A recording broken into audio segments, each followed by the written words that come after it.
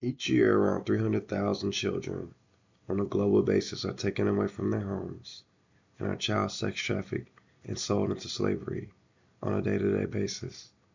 Many of these children between the ages of 1 all the way up to the ages of 18, trapped in a system unlike anything they've ever known, forever going through a mental, physical, and emotional abuse unlike anything they've ever seen before.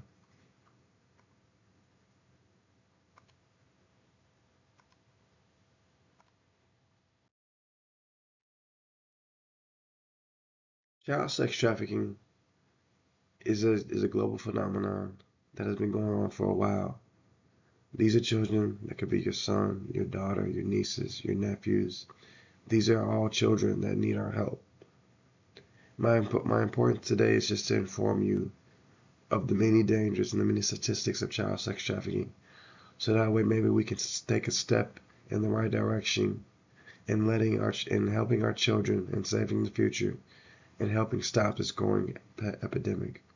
By understanding the scope and recognizing the signs, we can take action and help prevent children from becoming more victims.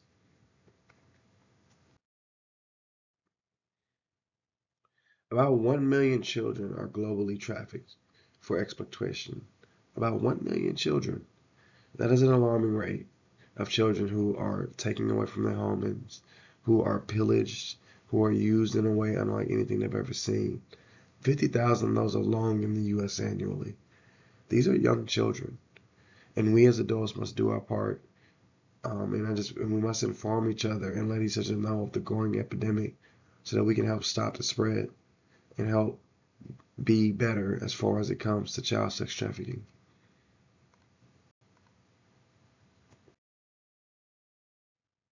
One of the major things we can do is just recognize the signs. We have to be more aware, recognize when our children are at risk of being child sex trafficked, and we must do a better job of protecting them.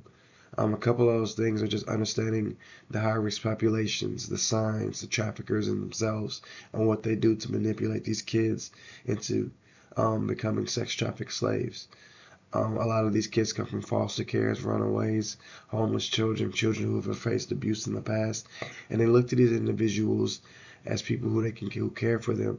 But in reality, these are people who are just going to continue the cycle of abuse on these children and just manipulate them and take more advantage of them.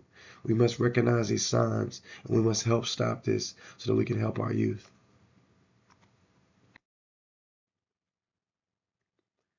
We have to educate. Education is the key.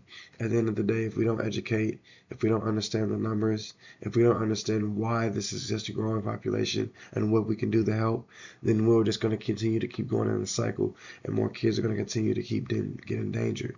We must educate ourselves. We must support organizations that help to fight against sex trafficking, like the UNICEF program or the Polaris program. We must also do a better job when it comes to legislation and when it comes to our government and when it comes to just making sure we vote on things that help bring a wider view to child sex trafficking.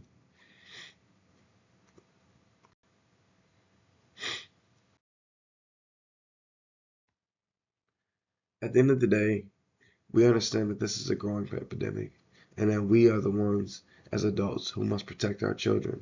But the first thing we must do is inform ourselves and educate ourselves and understand what's going on out there.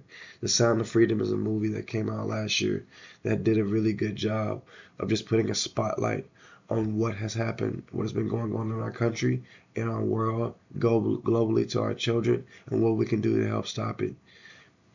Frederick Douglass once said, "It's easier to build a strong child than to repair a broken man."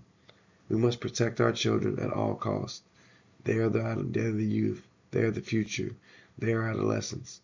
And at the end of the day, that is our job as adults, is to make sure their hearts remain pure and to help make sure that they are taken care of.